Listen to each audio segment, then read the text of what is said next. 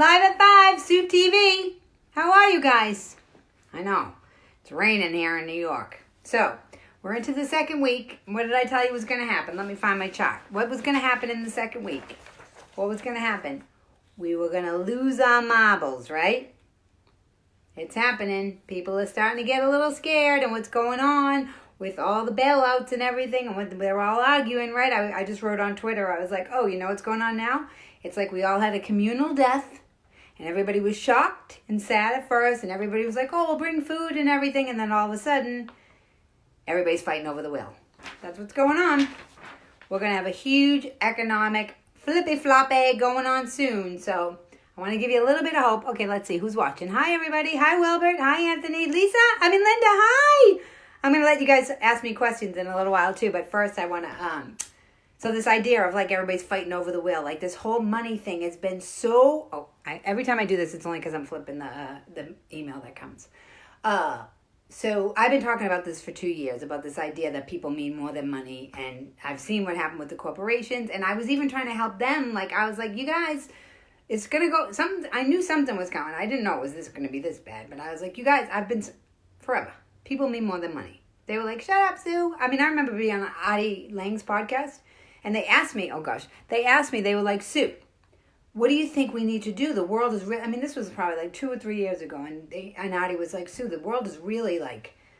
People are really fighting. And I remember I paused and I was like... Because it's always guys and me. And I was like...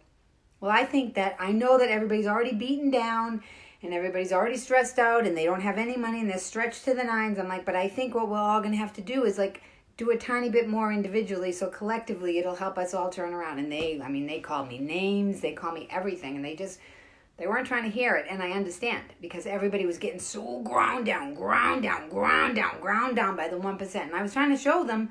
I was like, and I kept saying when they were firing all the people from the magazines, I was like, well, who's going to buy the stuff that you're advertising if you're firing the people with the jobs that buy the stuff that you're advertising? I kept saying it, and everybody was looking at me like I was a nut. I even had a dinner with this advertising guy like a month ago, and he was going on and on about blockbuster movies, and I was like, okay. I'm like, well, he was an advertising guy, and I was like, okay. I'm like, well, advertising people... They advertise at the millennials, right? Or at the younger people so that they can keep them for life. That's how advertising goes. They advertise to you young so you associate with the brand and then you become a member or a valued customer for life. So I was like, well, the millennials don't have any money. I'm like, they all have to live with their family. I'm like, they have a lot of burden right now. I'm like, they don't even want stuff. They want an experience. And then I said, he's like, no, they don't, Sue. No, they don't. And I was like, oh my gosh, it was like complete and total denial. And he was like, people want blockbuster movies. And I was like, well, I said this to him. I go, well, what happens when one day everybody decides they don't want to see a blockbuster movie? And he looked at me and he goes, that'll never happen. And I was like, guess what? People can't go to blockbuster movies right now. So evidently, it can happen. So what I want to talk about today is just personal stories. Because I feel like it's so far gone and everybody's so far out there. I'm like, what if I just tell personal stories about how I personally would struggle? So I grew up in Dorchester and I've been around everybody. I have friends in the projects with kids that struggle with medical issues, and I've been on billionaires' boats, and I've been everywhere. And people are all the same. They're all the same. And I've been able to go everywhere and see everybody and be like, whatever we're all talking about doesn't make any sense. And I also talked to my WTF about bringing back the middle class, like, I feel like the corporations, they let them become people, first of all. What was it, Citizens United or whatever it was called? They let them become people. And they're like, no, they're not people. They're corporations because they don't have feelings. And once you get rid of the feelings, then they forget about taking care of the people. So, yeah, that really just hit me. Because the 1%'s been grinding down the humans, and the middle class has been squish down. And I said on WTF that I was like, yeah, this is how it used to be. America was based on the middle class, right? Everybody doesn't want to be rich. That's what's so amazing is like these rich people think that everybody wants to be rich, and then somehow we all got tricked into it, or I don't know how it all happened, but it used to be like you would buy a house, you'd get a car, you'd have a family, you'd go to Disney World. Yeah, you'd spend a little extra money here, but you'd decide, yeah, you'd go in debt over here, you'd make your human mistakes, but it wasn't so, the system wasn't set up that it's just literally impossible to be a human being. But now that's where we're at. It's so stretched out. And I just said that, like, being the higher hierarchy used to be like if you had family money, like a lot of the Rockefellers and everything. But philanthropy used to be very stylish. It used to be very stylish, and we would care about human beings. We would care about poor people. We would care about people. And then if you really, capitalism was supposed to be if you wanted to go beyond, if you wanted to like really stretch, take a huge risk, right? That's what it used to be, huge risk, huge reward, right? But somehow it's turned into like this casino economy that everything is a gamble and nobody has a handle on anything. And now like families have to work 2 jobs and have 2 cars and health insurance is crazy and people have just been like, just been beaten down. And so I wrote on Twitter today that we were all sent to our rooms. And now what's happening, instead of us becoming more oppressed, we're all kind of figuring out what's been going on. We're like, wait a minute. They're going to take care of the corporations before us. And if you think, don't even get me started on the corporations. I'm going to tell a story tomorrow about the airlines and about a doctor that I met. But today we're going to stay focused on the shame and the money because I can get... So I want to tell the story about, okay, so you all know that I lost everything. And so I had tons and tons, whatever. I made money with Costello. I didn't even care. I didn't like it. And they all would say to me, you want a car, you want this, you want that. And I'm like, no, I love people. That's what I want. I want to have enough money to do what I want. And people would always think that was so weird. And I'm like, take what you like and leave the rest. And so, I forgot to finish the capitalism thing. So then the middle class would be in the middle, and then the poorer people would be on the bottom. And yeah, everybody's like, oh, the poor people take advantage. And I'm like, yeah, even if you run in a bar, guess what you do? You figure into the budget that somebody's going to clip from the register. Like, that's just part of the budget. Like, that's the way the world goes. Everybody isn't completely honest and like, whatever. That's what you do in the budget. So, and this is a perfect example of how what you would think goes on in your head, and as opposed to what really happened. So, I had no money and I had nowhere to live. After having Costello and everything, and I was in therapy at the time, my therapist was like, Sue, you have to go find a place to live. And I just remember sitting there thinking, how? I feel like my personal story is exactly what's going on with us right now. Exactly. Because I was like, how? How do you find a place to live? And I never wanted to like lean on my family, or I would never be an overburden. I would never. I've always been like, I can do it. How do I figure this out? I can do it. And my faith, my spirituality helps me a lot too, because I always think I didn't come this far to get this far. So I was like, how am I going to do this? And the shame, I've always had a lot of shame. Even when I made money with Costello, I've always had shame about money. And I think that's very interesting. I put up on Twitter that as well. Like, if a bank or a corporation is like in debt, it's called doing business. If if like a human, regular person is in debt, it's supposedly shameful. And they treat you like shame. The bill collectors, and then if you don't pay your rent, you get kicked out. But these corporations can go bankrupt 1,000,000 times. And so I was like, what if we just start talking about this shame around money? And a lot of people don't like the term poor. They don't want anybody who doesn't have a lot, they don't want to be called poor. So maybe we could find a different word. Maybe we could call financially compromised. Are you financially compromised? Let's do it like Lon does. My mother does her quotes backwards. Financially, that's what we're going to call ourselves. We are financially compromised right now. And we should say temporarily, because we're not going to be like this forever. So anyway, so she tells me I have to go find a place to live. And I'm like, how am I going to do this? The shame. I was like so afraid. And then I would just start asking everybody. I was like, it was so embarrassing. I was like, I need a place to live. And I didn't want to, I don't like to burden people. So I was like, I need a place to live. And so then finally I met this girl, and she was like, Sue, my friend needs somebody to live with his mother, his elderly mother. And I was like, okay, I can do this. Just like my story yesterday about going to do the garlic bread. I was like, I can do this, because anytime you're going to put yourself out there, and it's going to be uncomfortable, and you have to crush your ego. So I go, all right. So I call the guy, and I was working on my negotiations, because even when I negotiated Costello, it was so beyond me that I was kind of able to hide behind my shame. So I call the guy, and I'm like, hi. I'm like, listen, is this like a thing where you need your mom to be taken care of, and so it's like a working thing, or do you need rent? Like, what is it? And he's like, well, what are you thinking? And I'm like, well, I don't have any money. I'm like, but I could probably come up with like utilities. And he's like, okay. And so then he calls me back. He says, he goes, let me check with my mother. So now more shame, more embarrassment. So I want you guys to hear this, because this is what's going to happen as we move through what's going on right now. We're going to have to call. We're going to have to ask people. We're going to have to put ourselves out there. We're going to have to walk through the discomfort and see what we can come up with. And so he calls me back. He says, my mother says it's okay. You got to go meet her. So now in my head, my fantasy head, because we live in fantasy a lot, or I do at least. And I was like, oh my God, this is going to be so amazing. I'm like, she's probably going to be like an old, like frail woman who's in bed, and I'm going to go and I'll probably read to her, and it'll be like this beautiful like story that will live with me forever. I get to her house. I'm not joking. First of all, it was on Madison Avenue. So when I go down, but I stay up. I have that. That's been my whole life. Like I've been low, but I've been high. So it's on Madison Avenue, and I ring the doorbell, and I'm thinking she's going to be like a cute little old lady. This woman opens the door. She looks like the grandmother from Fran Drescher, from what do you call it? Whatever the show's called. She has on big, huge glasses and like a suit, and she has like a big, huge, beautiful apartment, but it hasn't been changed, hasn't been touched. It looks like nothing's even been moved since the 1960s. And I have my little skirt on, and I walk in, and she's like, oh, hi. This is how she used to talk. Oh, yeah, hi. She wasn't very, like, vulnerable at all or cute. She was like, oh, hi. Yeah, come on in. She's like, what do you got? And I'm like, well, I sit down. She asked me something. She has, like, a notepad and everything. And she's like, okay, so, and I tell her, I say, I can do the utilities or whatever. And so at the end of the whole conversation, she goes, okay, so you'll pay me $1,000. And I was like, $1,000? I'm like, oh my God, she's trying to work me. I don't have any money and she's trying to work me. I'm like, I could see it. And she was an old lady. And I was like, oh my God, how do I stand up to her? And I was like, no. I don't have $1,000. I have to go. And she's like, wait a minute.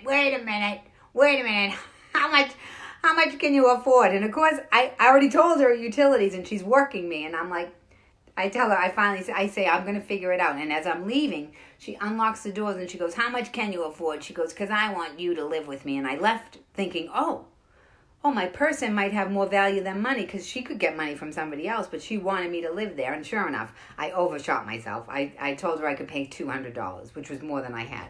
And I said, and I'm not going to have it until, and I tried everything to be like reasonable. I was like, I'm not going to have it until the end of the month. And she goes, all right. So I get there, and I'm pushing in the last, oh my God, me and her together was hilarious. I'm pushing in the last box. I'm moving in with an 89-year-old lady, everybody. I'm like devastated. I'm like, oh my God, how did my life get here? And I'm pushing in the last box, and my shirt went out. He was hanging out. She's like, hey, your whoosy-whatsy's hanging out. I get in.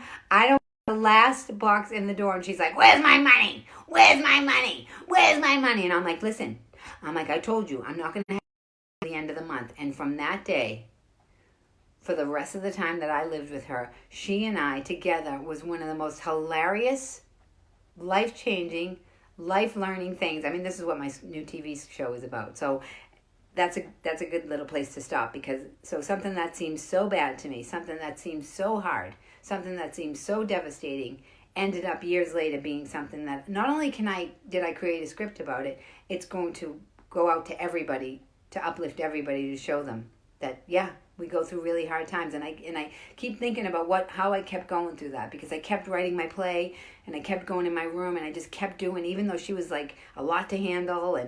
But then we had this relationship, as much as we could have a relationship. Like, I cleaned the walls, and she called me her bunny. That was what she would call me. Where's my bunny? Where's my bunny? And I just keep thinking, like, how did I keep going? How did I keep writing? How did I keep working? Even my play, everybody said it was the greatest thing they ever saw, and it didn't take off. Financially, it never took off for me, and I never understood why until now. Now I'm like, oh, now I can show everybody how to figure out how to keep working and maneuvering and everything. So that's the story for today. I'm going to keep telling you about the old lady, because her name was, I'm telling you, Kristen Johnson from Third Rock from the Sun. She came over and helped me clean the bathroom. And she was like, Sue, she's like, I don't know if you are the most spiritual person in the world or the most out of her mind person in the whole world. And I was like, better than Bed-Stuy. I love saying that. Could be worse. Could be worse. Let's make the best out of it. Make the magic out of the minutia, right? All right. So let's see what else I wrote down for today. Oh, my stand-up bits. Oh my gosh, my stand-up bits. It's almost like we're having a paradigm shift, that everything before now, I guess BC used to be before Christ, so it's going to be like before Corona, BC, right? Same thing, BC. Because now it's a paradigm shift. Everything doesn't mean anything. I mean, if you think back, like if I think back to like the last time I was on stage at Florian Hall, if we all knew that was the last time I was going to do stand-up, and we would be enjoying it probably way more. Me too, because I love being around the people. So I was thinking about this one night I was on at the Laugh Factory, and there was a girl in the front row, and she was drunk out of her mind. And I'm like, what do you do? And she's like, oh, I do online rehab stuff. I'm like, online rehab? And she's like, yeah, I'm like, what does that mean? She's like, well, you know, if you have a drinking problem, I help people. And I'm like, online? And she's like, yeah. I'm like, oh. She's like, I'm like, what? Shouldn't have made fun of it because people probably need it really badly right now. But back then it seemed so funny to me. I'm like, so what do? They email you that they're drinking too much? And she's like, yeah. And then I'm like, and then I couldn't. I was like, oh my gosh, what? Can you imagine like the hilariousness of my brain? It's like you drink your face off and then you're lying on the ground and you're like, you wake up after 2 days of living alone. You're like, oh my God, well, check my email, make sure. That email's going to change my life. And she was laughing too because she was drinking. But now it probably will work. So back then it was hilarious to me that you could help somebody with a drinking problem online. And now that's probably everybody needs help right now. And then the health insurance. Oh my gosh. When I worked at Durgan Park in Faneuil Hall, one day there was one woman who was the nastiest woman. There were a lot of nasty women, but she was like the nastiest, angriest woman. And one day she came in and she kept smiling at me and kept smiling at me. And the next day she came in, she kept smiling at me. I was like, what is she doing? Why is she smiling? And it turns out, I found out later on, somebody at the dentist didn't pick up their dentures and she needed dentures. So they gave her the dentures, but they didn't fit. They were too big for her mouth. So she looked like she was smiling all the time. So I thought that was a positive out of a negative. Like, okay, maybe somebody didn't pick up the dentures, and yeah, they might be too big, but at least the lady got the dentures, right? What else do we have here? Oh, the guys. The guys are really freaked out. Like, a lot of my friends and their husbands, and, like, they're more freaked out than the girls, which is, you know, kind of funny, because the women did come in after the war and save the workforce and then get the guys better working conditions, right? Didn't we do that? But it reminded me of this bit I do about guys, like, if you date, like, when you're older and, like, you go out with a guy and he's like, I can't date you. I can't. I had my heart broken. And you're like, okay, all right. Okay, well, when did you have your heart broken? He's like, 8th grade. I think that's another thing that's going to come out of this. Guys are going to be able to be a little bit more emotional, which brings us back. I don't know if you remember this from the first day, but how's everybody's emotional circle going? Are you going through all the emotions? Are you circling through them all? Are you circling through all the anger and the joy and the gratitude and the happiness and the fear and the anger and the joy and the happiness and the fear and the anger and the joy and the happiness? Is that what's going on? It's okay. Keep it going. Keep it going. Keep it going. As long as you're alive, as long as you're breathing, there's hope. What else? What else do I want to tell? Oh, I want to start asking some questions, and then we'll do Sue and N. And we'll do Sue and N. I want to see if there's any questions. Does anybody have any questions? Hi, Brian. Hi, Elizabeth. Anybody, you can ask me some questions right now. Anything. You can ask me anything, and if I don't want to answer it, I'll get embarrassed and not answer it. Anybody? Is there anybody watching? Oh my God, how funny would that be if nobody was watching this? I just got a thumbs up, so somebody's watching. What's that? I got a heart. Somebody asked me a question. Anything. Ask me about stand-up. All right. Are you guys really shy from behind the computer? I don't think so. I don't care. You think I care? I don't care. Oh my gosh, I have like a million stories. We are still sitting here. Sometimes it's nervous laughter, but that's something. You have a question. Brian has a question. What is it, Brian? What is it? Ask away. It probably takes a minute to type, right?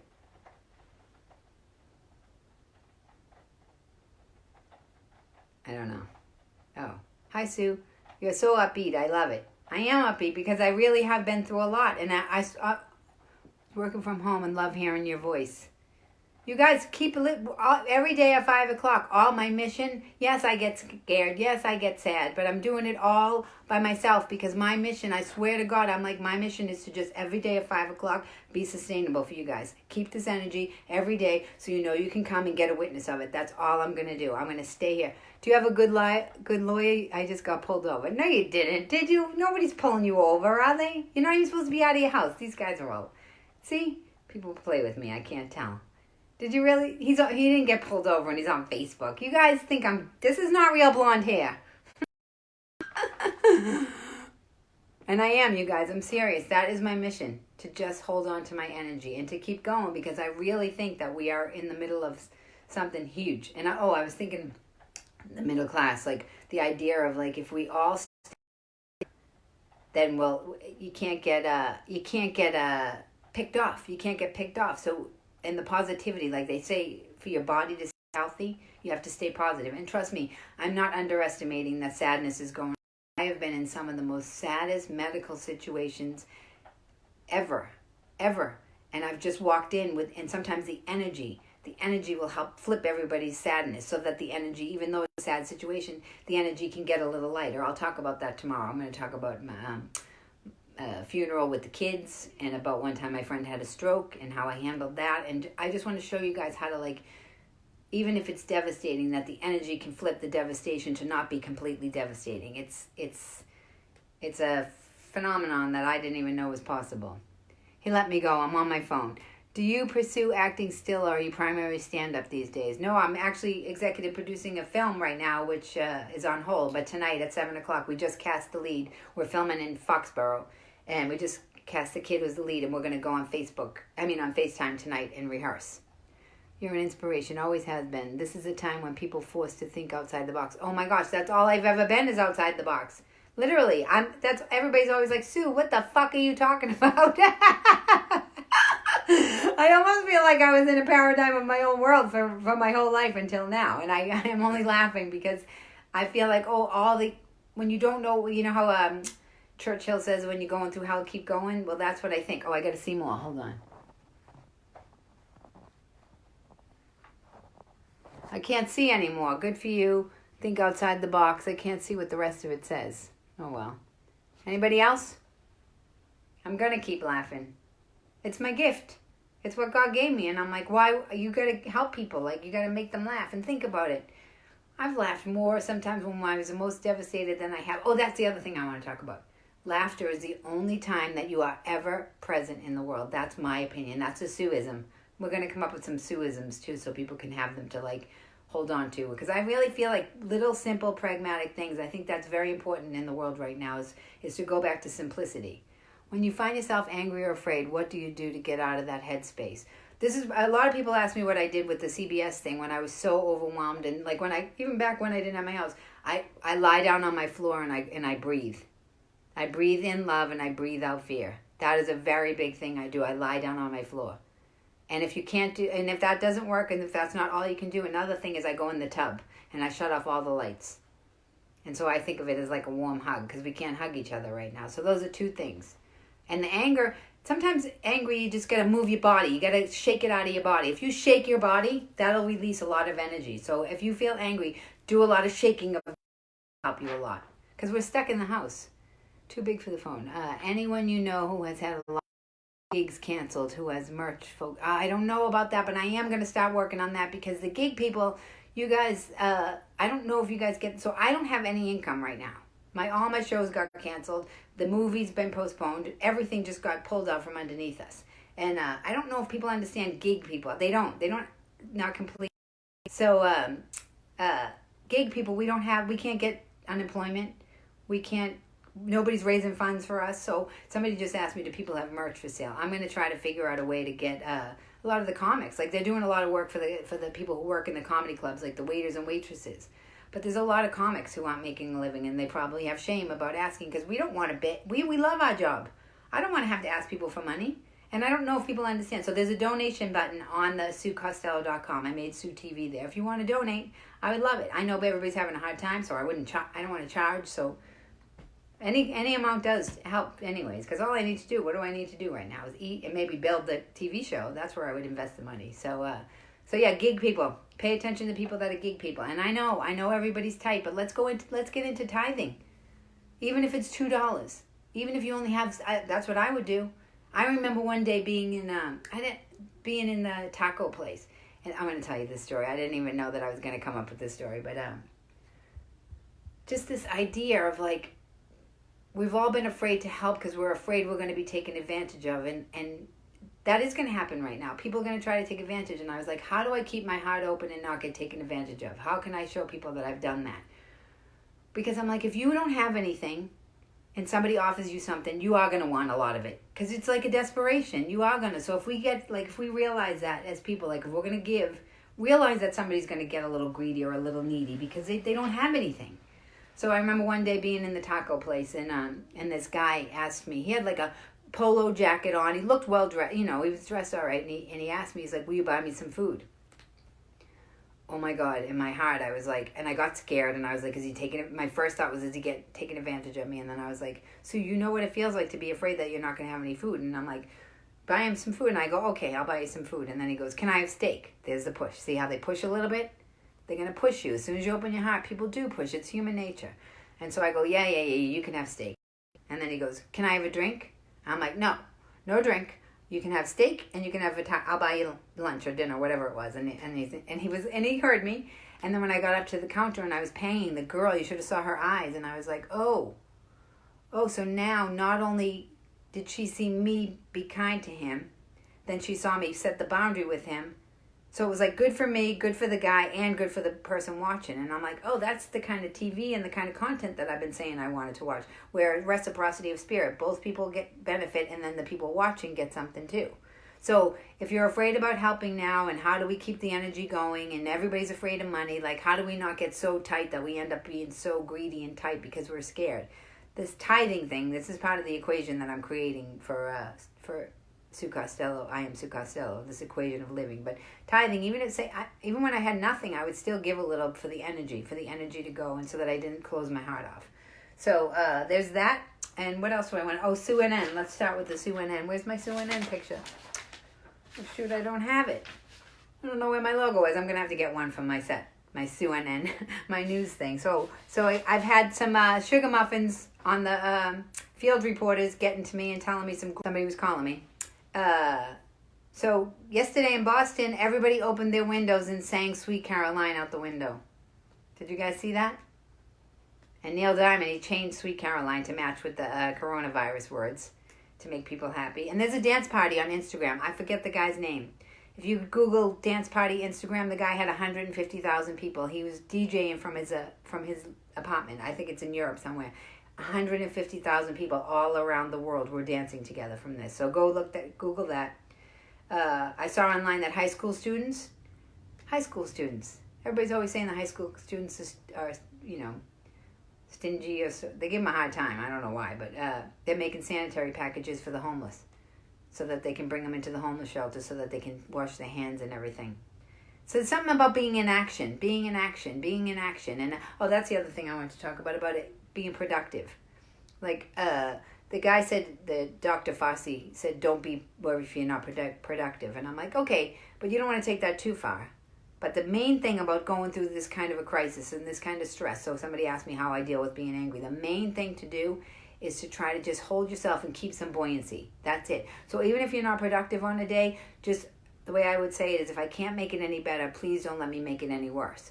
So if you can maintain, that's what I am doing live at 5 every day. If we can maintain some sort of buoyancy, so that when we're through all this, we're not all so far down the rabbit hole that it takes us forever to come out of it. I want to keep it hold the energy right here in the middle, so everybody knows. Yeah, you'll be productive some days. Some days the only thing you'll do to be productive is to not be destructive. That in itself is amazing. The LA, they had a huge homeless problem. Huge. It was so rampant, and nobody cared, and nobody was paying attention, and they had camps, and so you had really wealthy celebrities and then homeless people in the same block. And so now they're being forced to put them in hotel rooms so that they can protect everybody. So there's something really beautiful about that. And this curve, you know how they keep saying flattening the curve? It's flattening us financially. It's flattening the curve financially, because who knows how we're all going to shake out of this. But I think that the people that were hurting are going to shake out more than the people that weren't. In the working class, what they're seeing is that the stock market doesn't survive if the workers don't show up. I said you're out oh, wait a minute. Everybody's taking a moment to pause, and they're like, wait a minute, what the heck have we been doing? We've been in the grind all the time. We're like, no. Not anymore. There's so much love. There's a thing on my Facebook page about BBC, a priest on the BBC talking about the birds singing, about how the air is getting cleaner. There's a lot of positivity. People out there struggling and that are sick, and the nurses, everybody working so hard. We're going to have our 1 moment of silence. So I hope you guys are practicing the 1 moment of silence with me, because if we do 1 moment, we might be able to work up. But if we can sit here for 1 minute and send all the love to everybody. You start with yourself, then your immediate family, then your extended family, and then the people who live around your extended family, and then the people who live around them. So as quickly as they say that this virus can multiply, let's multiply our positivity that quickly, because I feel like when something's going down, why don't we go up? So for 1 minute, we're all going to sit here, okay? We're going to sit here for 1 minute. All the love, first there and then through the United States and then through the rest of the world, to everybody, to every country and continent that you can imagine, okay?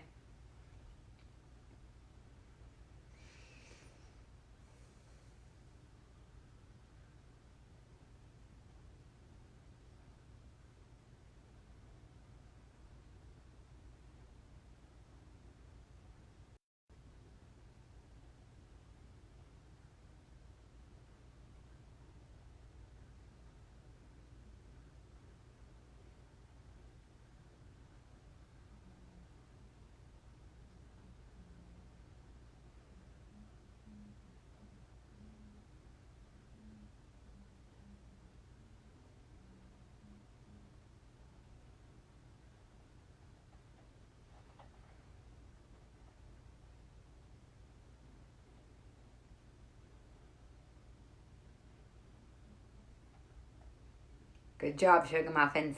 Okay, that's all for SueTV today. Keep sending me the positive stories for SueNN, okay? And this will get posted on Facebook, and then I'm going to put it everywhere. And any ideas you have, and don't forget about the donations. And soon we're going to start the 5 for 5, where you can FaceTime with me. Not FaceTime, Zoom with me for 5 minutes. And also, don't forget about the big birthday party we're having on April 2nd for everybody who's having their birthday in isolation, okay?